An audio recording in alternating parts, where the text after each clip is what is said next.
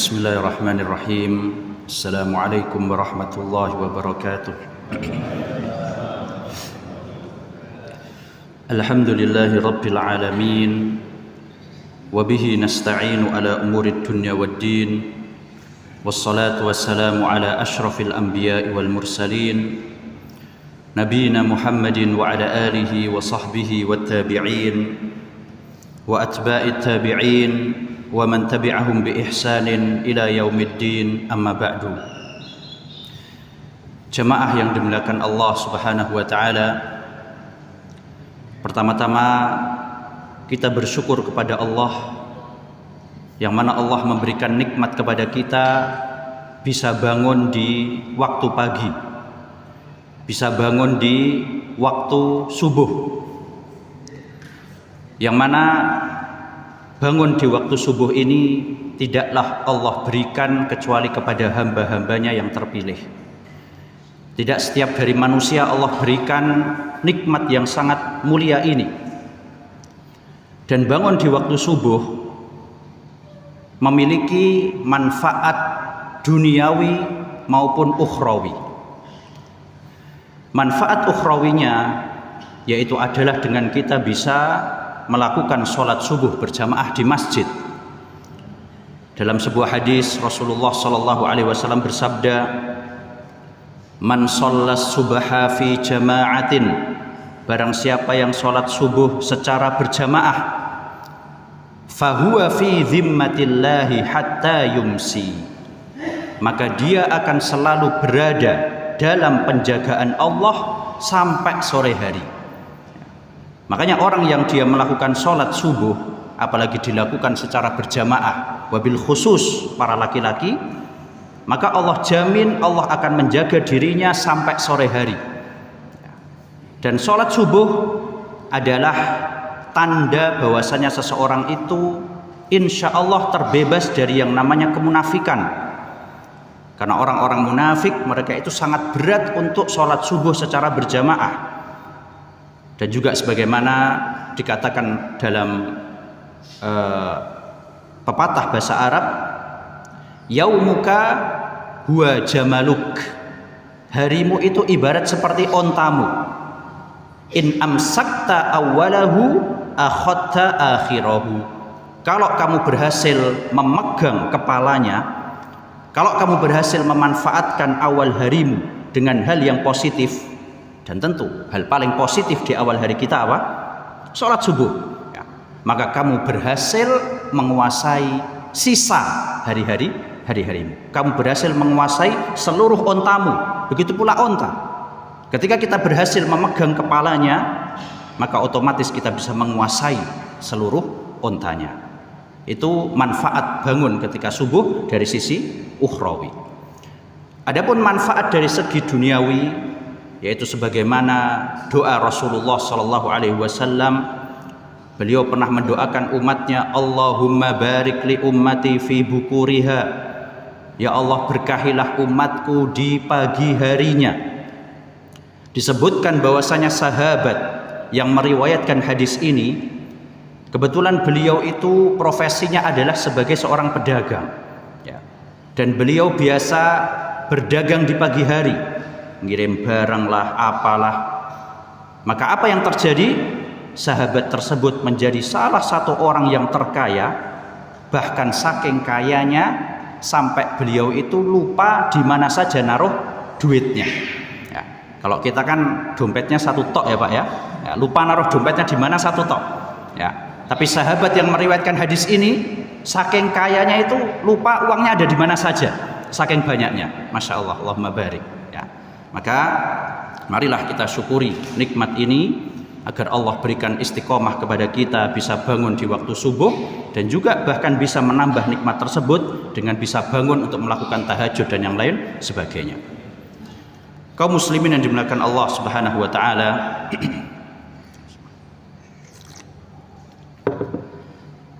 apabila kita perhatikan bagaimana kehidupan kita bandingkan dengan orang-orang sebelum kita, nenek kita, buyut kita dan sebagainya, ya, kakek nenek dan sebagainya. maka akan kita dapati bahwasanya kehidupan kita ini jauh lebih nyaman. Kehidupan kita ini jauh lebih banyak fasilitasnya, kenyamanannya, kemudahannya dibandingkan orang-orang terdahulu. Bahkan seandainya orang-orang terdahulu itu tahu bagaimana kehidupan kita sekarang, bisa jadi mereka akan mengatakan antum fil jannah, kalian ini di surga. Saking timpangnya kehidupan kita dengan kehidupan mereka. Meskipun begitu, dengan segala fasilitas, dengan segala kemudahan yang kita dapati di hari-hari ini, namun ternyata tingkat kesetresan, tingkat kegalauan orang-orang di zaman ini jauh lebih besar dibandingkan orang-orang terdahulu. Dan salah satu sebabnya bisa jadi karena kurangnya rasa husnuzon mereka kepada Allah Azza wa Jalla, karena kurangnya rasa berbaik sangka mereka kepada Allah Subhanahu wa Ta'ala, sehingga mereka merasa seolah-olah masa depannya suram. Mereka merasa kayak hidupnya tidak terjamin. Mereka merasa masa depannya penuh dengan keburukan, sehingga mereka ditimpa kekhawatiran yang berlebihan. Mereka ditimpa dengan yang namanya paranoid, rasa takut yang berlebihan. Maka ini salah satu sebabnya karena kurangnya rasa husnuzon kita kepada Allah Subhanahu wa Ta'ala. Dan perlu diketahui jamaah yang dirahmati Allah, yang namanya husnuzon kepada Allah, apa itu arti husnuzon para jamaah? Berbaik sangka. Jadi berbaik sangka itu bukan cuma kepada sesama manusia, dan yang lebih penting adalah kepada siapa? Allah Azza wa Jalla. Yang namanya berbaik sangka kepada Allah ini sejalan dengan keimanan. Berbaik sangka kepada Allah ini sejalan dengan keimanan seseorang. Maksudnya bagaimana? Semakin tinggi rasa husnuzon seseorang kepada Allah, maka itu adalah indikasi keimanannya yang tinggi pula. Maka ini bisa kita jadikan muhasabah para jamaah. Ini bisa kita jadikan, coba kita nilai diri kita masing-masing. Selama ini, hari-hari ini kita dipenuhi dengan husnuzon atau sebaliknya, wal iyazubillah.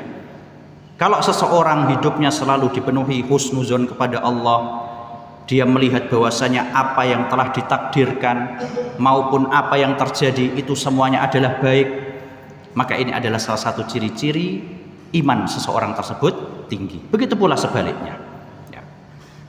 Apa dalil yang menunjukkan akan hal itu, jemaah dirahmati Allah? Dan tentu namanya keimanan seseorang tinggi itu otomatis juga akan berpengaruh pada kebahagiaannya. Semakin orang itu imannya tinggi, meskipun oleh Allah diuji dengan ujian yang sangat berat, maka dalam hatinya tidak ada kecuali kesenangan. Begitu pula sebaliknya, ketika keimanan seorang rendah, dia diuji oleh Allah dengan ujian yang mungkin remeh, dengan ujian yang mungkin tidak terlalu berat, tapi dia akan merasa seolah-olah dia adalah orang paling tersakiti di dunia. Ini pentingnya faktor keimanan dalam mempengaruhi kebahagiaan kita. Nah, apa dalil yang menunjukkan bahwasanya husnuzon kepada Allah atau berbaik sangka kepada Allah ini setara dengan keimanan? Semakin besar rasa husnuzonnya, berarti keimanannya juga semakin besar. Kita bisa ambil salah satunya disebutkan dalam surat Ali Imran ayat 173 sampai 174.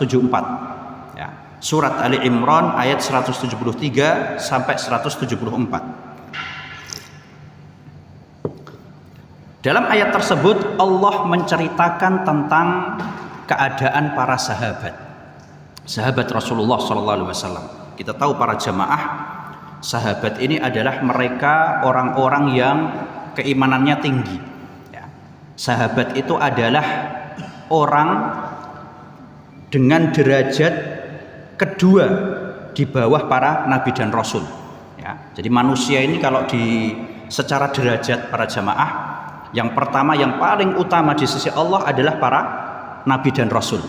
Tidak ada makhluk atau tidak ada orang manusia yang derajatnya lebih tinggi dari para nabi dan rasul. Ya.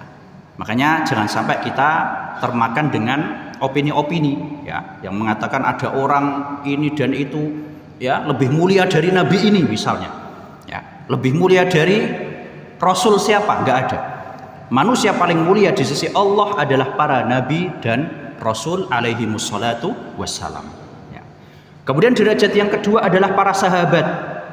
Inilah kenapa kok kadang kita dapati para masyayikh, kita dapati guru-guru kita dapati para ulama mengatakan ikutilah atau beragamalah dengan cara beragamanya para sahabat.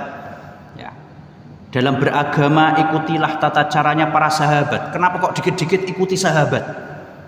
Maka salah satu alasannya adalah karena mereka satu-satunya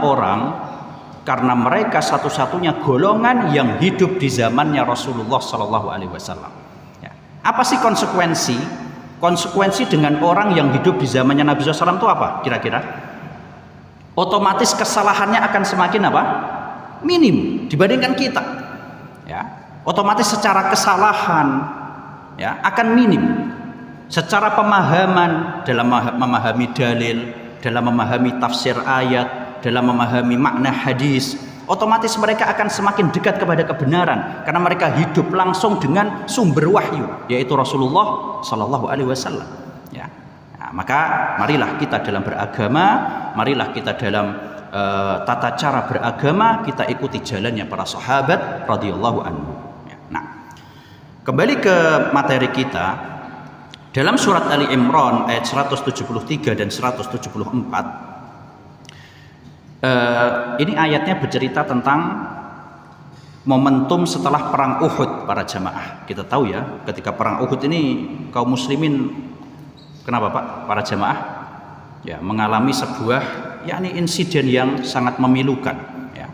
Bagaimana banyak dari sahabat yang wafat pada perang tersebut. Nah, Allah berfirman, alladzina qala lahumun nasu innan nasa qad jama'u lakum fakhshawhum, yaitu mereka adalah orang-orang sahabat itu ya, mereka adalah orang-orang yang mana orang-orang di sekitarnya ini pada ngomong kepada mereka ya, pada nakut-nakutin para sahabat dengan mengatakan innan nasa qad jama'u lakum fakhshawhum, sesungguhnya manusia telah berkumpul di sekitar kalian, sesungguhnya musuh-musuh kalian sudah ngepung kalian ya.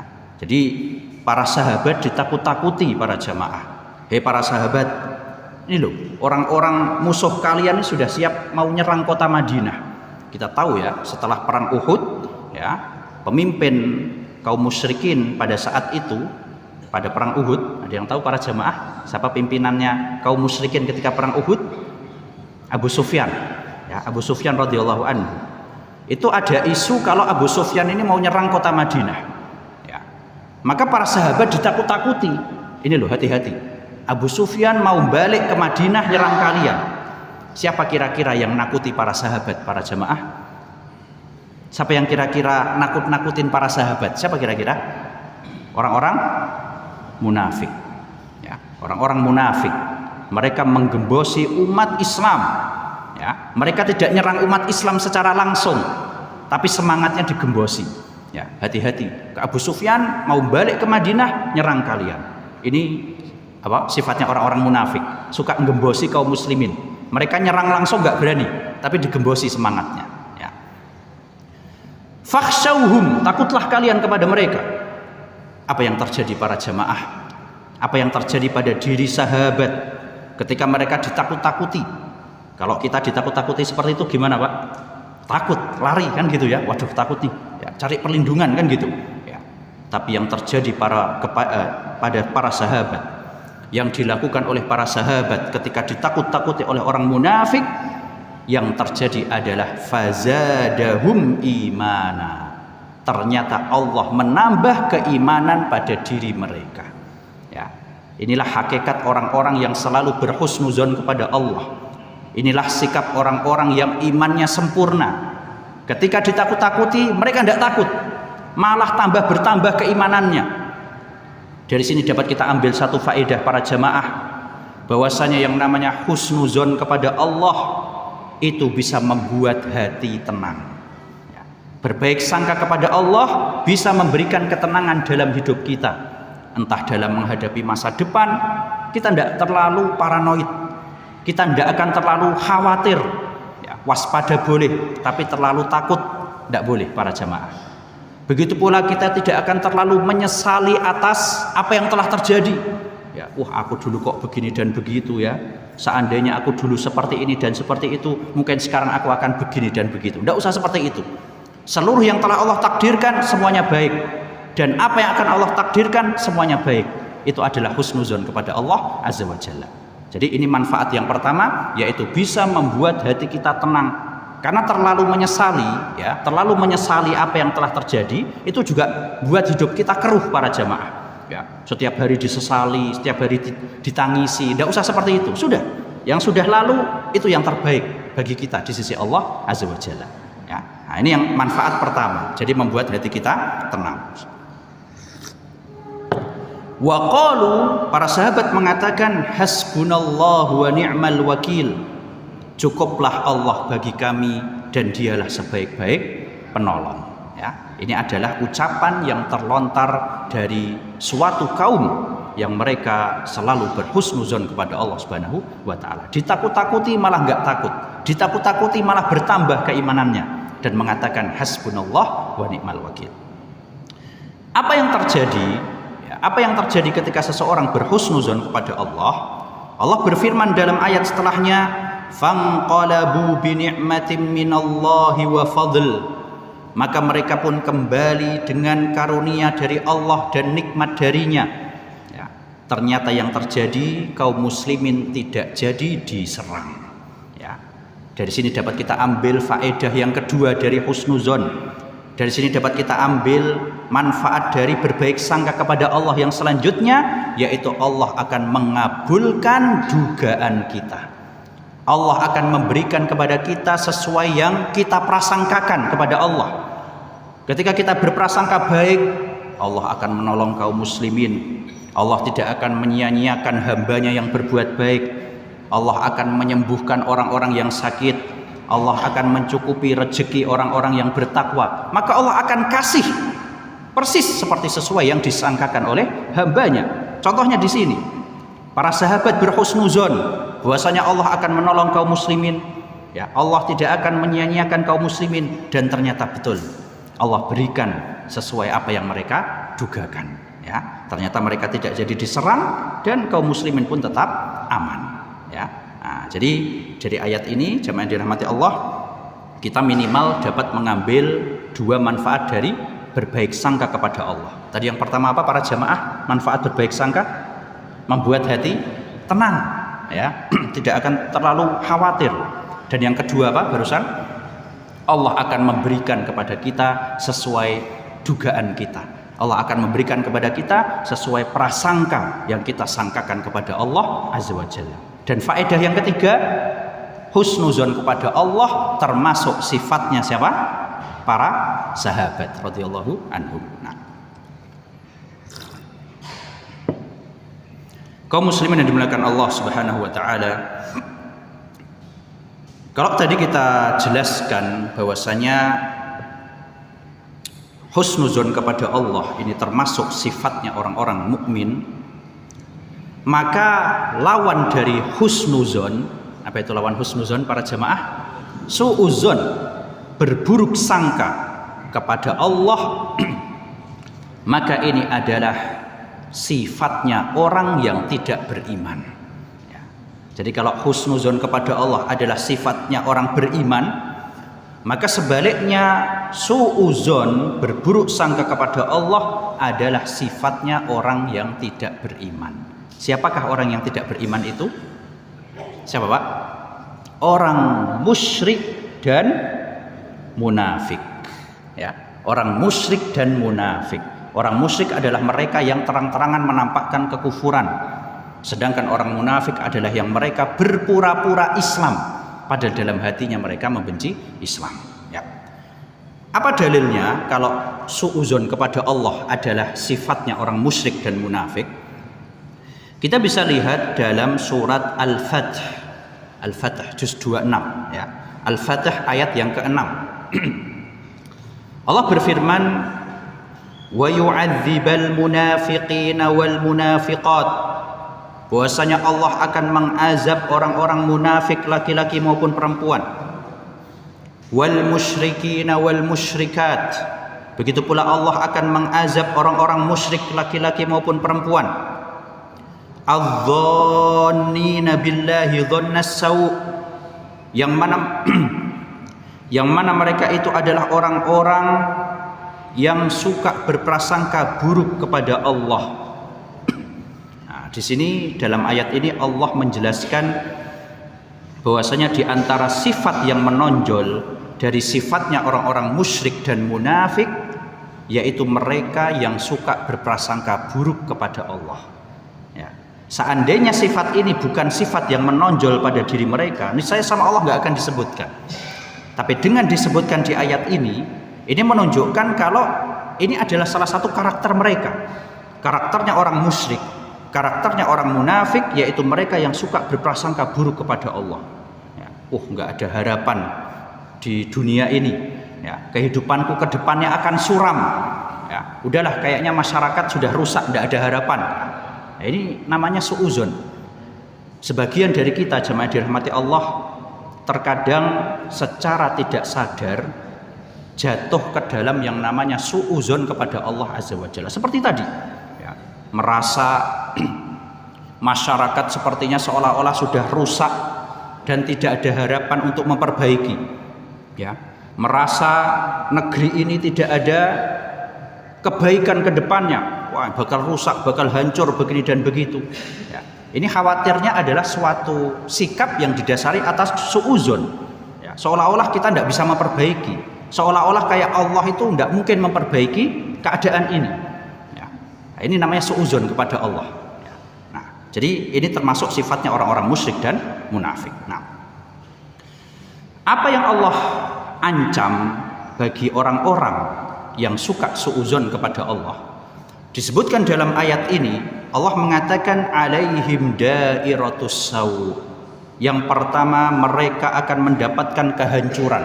Ya, orang-orang musyrik, orang-orang munafik yang suka su'uzon kepada Allah, ancaman pertama yang Allah berikan, mereka akan dihancurkan oleh Allah.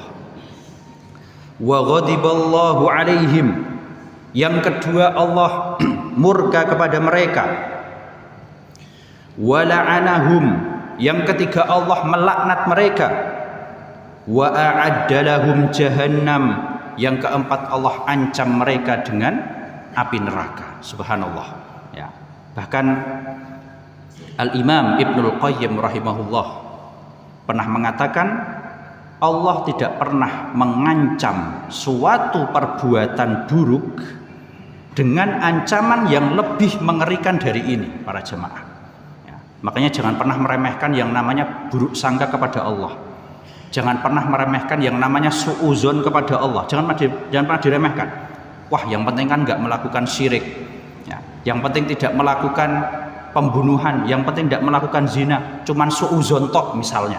Ya, jangan pernah diremehkan. Ya, di sini kalau kita lihat ada 4 ancaman yang Allah janjikan, yang Allah ancamkan kepada mereka yang berburuk sangka kepada Allah. Ya, kadang kita seperti tadi nggak sadar jatuh ke dalam berburuk sangka ketika ditimpa musibah. Ada yang bicara, waduh Allah nggak sayang kepadaku. Ini khawatirnya benar-benar Allah nggak sayang kalau seperti itu. Ya, waduh aku adalah orang yang paling tersakiti di dunia ini. Ya, aku udah sholat, aku berdoa, tapi kok nggak pernah dikabulkan. Su'uzon kepada Allah. Aku sudah bangun malam, aku sudah sedekah, tapi kok aku belum sembuh-sembuh. Su'uzon kepada Allah Subhanahu wa ta'ala. Jangan seperti itu, jangan pernah diremehkan, karena ancamannya sangat mengerikan. Diancam dengan dihancurkan, kemudian Allah murka kepadanya, Allah melaknat, dan diancam dengan neraka. Ya, tidak ada maksiat yang ancamannya sampai 4 seperti ini, para jamaah. Ya, sangat mengerikan sekali. Nah, kaum muslimin yang dirahmati Allah Subhanahu wa taala. Salah satu faktor ya, yang menjadikan seseorang suuzon kepada Allah, buruk sangka kepada Allah, apa kira-kira para jamaah? Yang menjadikan sebagian dari kita itu kadang suuzon itu apa kira-kira? Yang menyebabkan siapa kira-kira? Syaitan ya. Yang menyebabkan adalah syaitan. Makanya jemaah dirahmati Allah, kalau ada di antara kita yang suatu saat mungkin kepikiran ya, ada rasa-rasa ingin suuzon kepada Allah Subhanahu wa taala, maka bersegeralah untuk berta'awudz. A'udzubillah minasyaitonir rajim. A'udzubillah minasyaitonir rajim. Kenapa? Karena pikiran-pikiran itu datang dari syaitan. Ya. Syaitan adalah makhluk yang membisikkan kepada seorang hamba agar dia berburuk sangka kepada Allah. Ya. Apa dalilnya? Dalilnya ada dalam surat Ali Imran ayat 175. Ini ayatnya masih berkaitan dengan tadi Pak, tentang konteks perang Uhud. Ya. Ali Imran ayat 175, Allah berfirman, innama dzalikumus syaitanu yukhawwifu awliya'ah. Sesungguhnya yang demikian itu syaitan menakut-nakuti para walinya. Ini bedanya waliullah sama walius syaitan para jamaah. Kalau waliullah sama Allah akan diberi rasa apa? Tenang ya. Akan diberi rasa ketenangan, akan diberi rasa ketentraman, itu waliullah. Tapi kalau walius syaitan, maka mereka akan diberi rasa takut. Semakin orang dekat dengan syaitan, maka syaitan akan semakin nakut-nakutin dia. Beda dengan waliullah, seorang semakin dekat kepada Allah, maka Allah akan semakin memberikan ketenangan pada hatinya ya. Jadi syaitan itu suka nakut-nakutin kita, suka membuat kita sedih. Makanya para jamaah dirahmati Allah, jangan suka berlarut-larut dalam kesedihan ya. Jangan suka berlarut-larut dalam kesedihan. Kenapa? Karena syaitan itu senang ketika kita sedih ya. Setan itu senang ketika kita sedih para jamaah.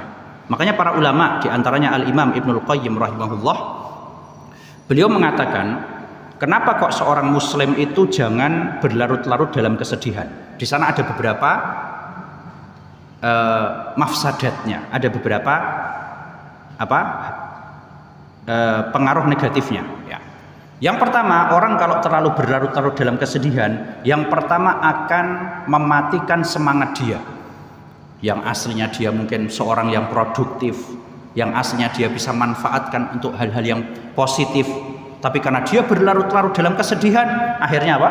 Nggak melakukan apapun, tidak melakukan hal yang manfaat di dunia maupun di akhirat. Jadi melemahkan semangat ya. Yang kedua, dia juga melemahkan hati. Mau ibadah males ya, mau ke masjid males, mau ketemu sama saudara-saudaranya males, karena tadi dia larut dalam kesedihan. Yang ketiga, karena yang namanya kesedihan itu disukai oleh siapa? Syaitan ya. Jadi sedih wajar, boleh, manusiawi. Rasulullah SAW pernah sedih. Rasulullah SAW ketika anaknya wafat pernah nangis, tidak apa-apa sedih. Tapi yang dilarang adalah berlarut-larut dalam kesedihan. Itu yang tidak boleh. Karena syaitan suka membuat orang sedih ya. Nah, jadi kata Allah Azza wa Jalla, sesungguhnya yang demikian itu adalah syaitan yang menakut-nakuti para walinya. Fala takhafuhum, maka janganlah kalian takut kepada syaitan. Wa khafuni, dan takutlah kepadaku, in kuntum mu'minin, jika kalian termasuk orang-orang yang beriman ya. Jadi dari ayat ini jemaah dirahmati Allah, dapat kita simpulkan bahwasanya yang memberikan pemikiran yang mendorong seseorang untuk melakukan suuzon kepada Allah Azza wa Jalla, salah satunya adalah syaitan.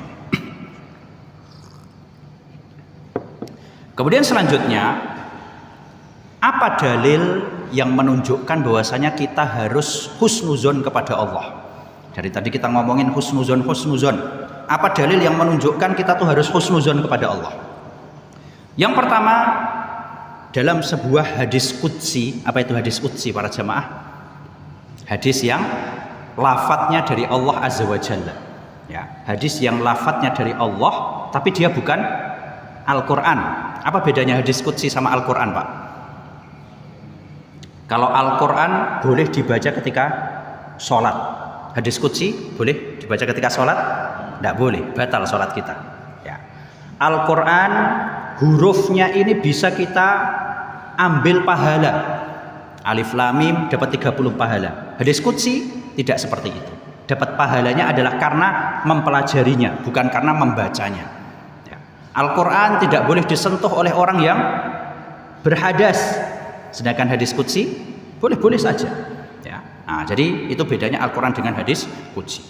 Dalam sebuah hadis qudsi, Allah Subhanahu wa taala pernah mengatakan, ana inda dhanni abdi bi, sesungguhnya aku sesuai dengan prasangka hambaku. In dhanna khairan falahu, apabila dia berprasangka baik maka itulah yang akan dia dapatkan. Ketika kita diuji dengan sakit kemudian kita berprasangka baik, Allah akan memberikan yang terbaik, Allah akan menyembuhkan sakitku.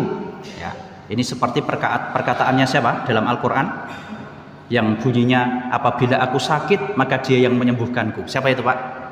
Nabi Ibrahim. Ya, Nabi Ibrahim husnuzon kepada Allah. Wa idza maridtu fahuwa yashfin. Kalau aku sakit Allah yang menyembuhkan. Husnuzon. Ya. Maka orang yang berhusnuzon seperti ini dia akan mendapatkan sesuai apa yang diprasangkakan kepada Allah, apa yang dia dugakan kepada Allah azza wajalla. Wa in dhanna syarran falahu. Begitu pula sebaliknya, ketika seseorang berprasangka buruk kepada Allah, itulah yang akan dia dapatkan. Ya, oh Allah enggak sayang kepadaku. Ya, Allah itu kok begini dan begitu. Khawatirnya benar-benar seperti itu. Khawatirnya Allah benar-benar tidak sayang kepada dia. Ya. Nah, wah ini masyarakat tidak mungkin diperbaiki. Khawatirnya benar-benar enggak bisa diperbaiki. Ya, maka janganlah kita terucap dari lisan kita kecuali hal yang baik para jamaah. Begitu pula contohnya, kadang nggak sengaja orang tua ngomong ke anaknya, ya, wah anak ini sudah dikasih tahu berkali-kali nggak denger. Nah, ini khawatirnya suuzon kepada Allah. Ya, wah anak ini anak nakal misalnya. Ya, ini khawatirnya suuzon kepada Allah. Ya, daripada kita ucapkan perkataan-perkataan seperti itu, kenapa nggak kita doakan saja? Ya, aslahakallah, semoga kamu jadi anak yang baik, semoga Allah meluruskanmu. Ya, itu lebih bagus. Ya. Nah, jadi ini menunjukkan akan pentingnya husnuzon, berprasangka baik kepada Allah azza wa jalla. Jemaah yang dimuliakan Allah Subhanahu wa taala. Kemudian selanjutnya, di momen apakah sebaiknya kita berhusnuzon kepada Allah azza wa jalla? Secara asal kita diperintahkan untuk berhusnuzon kepada Allah kapan? Setiap saat. Ya, setiap saat, kapanpun. Namun di sana ada beberapa momen yang hendaknya husnuzon kita kepada Allah lebih besar. Ya, ada beberapa momentum yang kita hendaknya lebih berhusnuzon lagi kepada Allah azza wa jalla.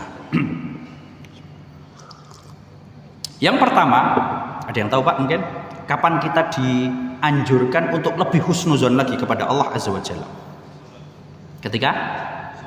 Ya, yang pertama adalah ketika berdoa. Ya, sholat termasuk dalamnya ada doa. Ya, yang pertama adalah ketika berdoa para jemaah. Dalam sebuah hadis Rasulullah Shallallahu Alaihi Wasallam pernah bersabda, "Udu'ullaha wa antum muqinuna bil ijabah." Berdoalah kepada Allah dalam keadaan kalian yakin doa kalian akan diijabahi. Jadi kalau kita berdoa para jemaah dirahmati Allah, jangan setengah-setengah. Sebagian dari kita kadang berdoanya cuma formalitas. Ya Allah, ampunilah aku, ya Allah berikanlah kecukupan pada hidupku. Kalau aku dikasih alhamdulillah, enggak juga enggak apa-apa. Ya, ini kan orang setengah-setengah berdoanya seperti itu kan gitu ya. Nah, jadi dalam berdoa hendaknya kita apa? Yakin akan diijabahi.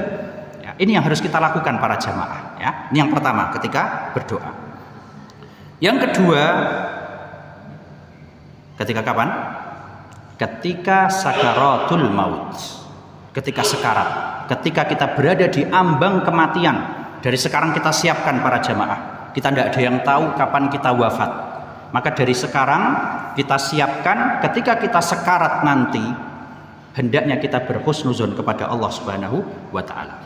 Dalam sebuah hadis Rasulullah sallallahu alaihi wasallam pernah bersabda, la yamutanna ahadukum illa wa huwa yuhsinu dhanna billahi azza wa jalla. Janganlah salah seorang di antara kalian mati kecuali dalam keadaan husnuzon kepada Allah. Pertanyaannya para jamaah, apa yang dimaksud dengan husnuzon kepada Allah di saat kita sedang sekarat? Apa maksudnya? Apa maksudnya para jamaah? Husnuzon kepada Allah ketika kita sekarat itu maksudnya apa?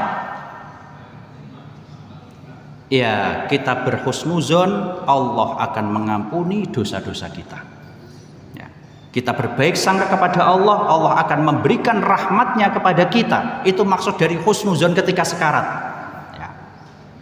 Dalam sebuah hadis, Rasulullah Shallallahu Alaihi Wasallam pernah mengunjungi seorang pemuda yang sedang sekarat. Ya.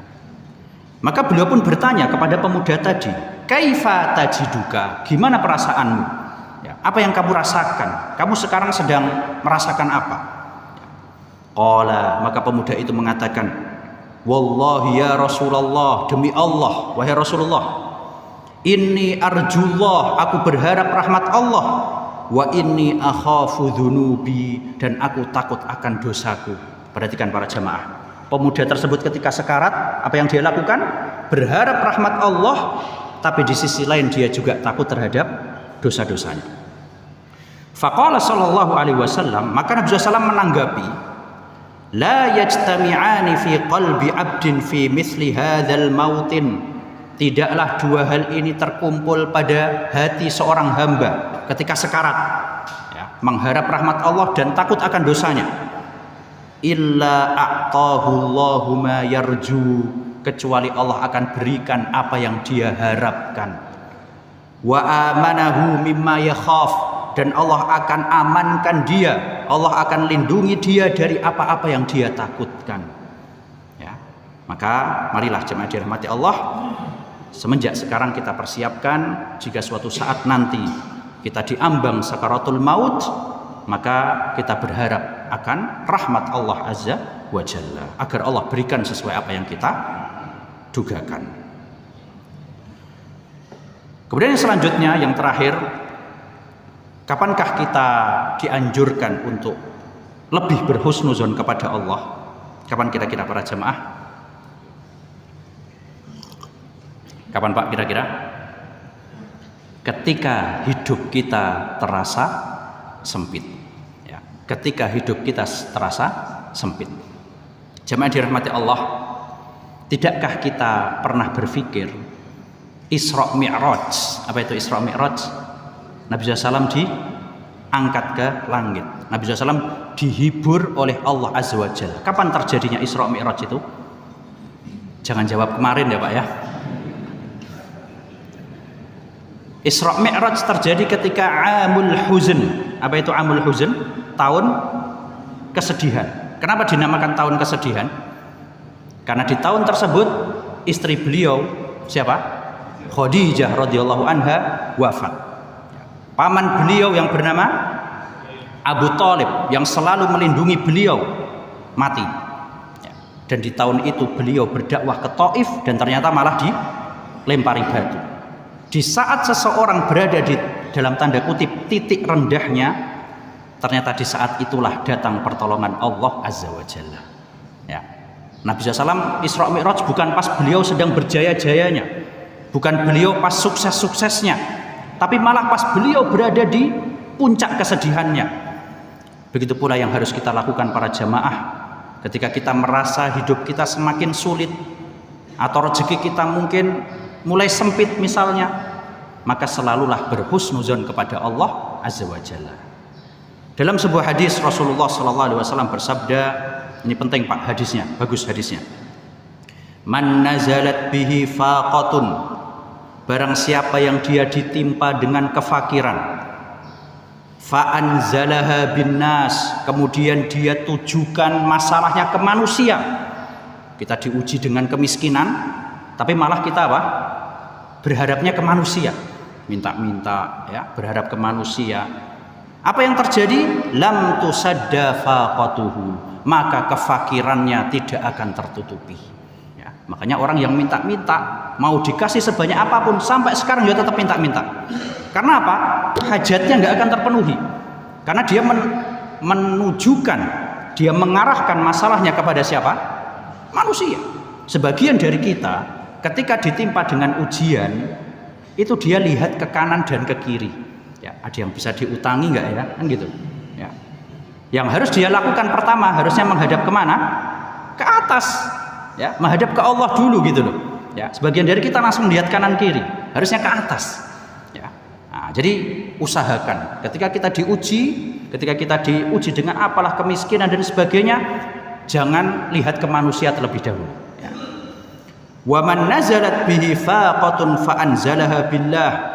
Dan barang siapa yang dia diuji dengan kemiskinan, kemudian dia tujukan permasalahannya kepada Allah, dia mengadu kepada Allah, fayushikullahu lahu birizqin ajilin au ajil, maka Allah pasti akan memberikannya rezeki cepat ataupun lambat. Ya. Ini adalah solusi bagi kita semua para jamaah yang mungkin diuji secara ekonomi. Cobalah menghadap kepada Allah. Ya. Cobalah menghadap ke atas, berdoa kepada Allah dahulu, jangan bermudah-mudahan kemudian mengharapkan dari para manusia. Demikianlah jemaah dirahmati Allah yang dapat disampaikan. Dan terakhir sebagai penutup, perlu kita ketahui jemaah dirahmati Allah, yang namanya husnuzon kepada Allah itu harus diiringi dengan husnul amal. Apa itu husnul amal? Amal yang baik, perbuatan yang baik. Orang yang husnuzon kepada Allah itu amalnya mesti baik. Ya. Orang yang tahu Allah itu Maha Pengampun, mesti ibadahnya akan bagus. Ya. Berbeda dengan sebagian orang yang mereka mengaku husnuzon, oh Allah Maha Pengampun kok, tidak apa-apalah maksiat sekali dua kali. Ya. Maka itu namanya bukan husnuzon, itu namanya apa? Suuzon. Ya. Karena di antara kebiasaan Allah itu terhadap maksiat akan apa? Akan menghukum. Orang ini malah bermudah-mudahan, oh Allah Maha Pengampun, Allah Maha Pemaaf, yang penting nggak melakukan syirik, tidak apa-apalah sekali dua kali maksiat. Nah, ini bukan husnuzon, itu namanya adalah merasa aman dari makar Allah, merasa aman dari azab Allah, dan itu bukanlah husnuzon. Yang namanya husnuzon harus dibarengi dengan husnul amal, amal yang baik. Nah, mungkin itu yang dapat disampaikan. Kurang lebihnya mohon maaf. Semoga ilmu yang kita pelajari bersama bisa menambah keimanan kita. Semoga kita dijadikan hamba-hambanya yang bisa berhusnuzon kepada Allah Subhanahu wa taala. Wallahu a'lam. Subhanakallah bihamdik, asyhadu an la ilaha illa anta, astaghfiruka wa atubu ilaik. Syukran. Assalamualaikum warahmatullahi wabarakatuh.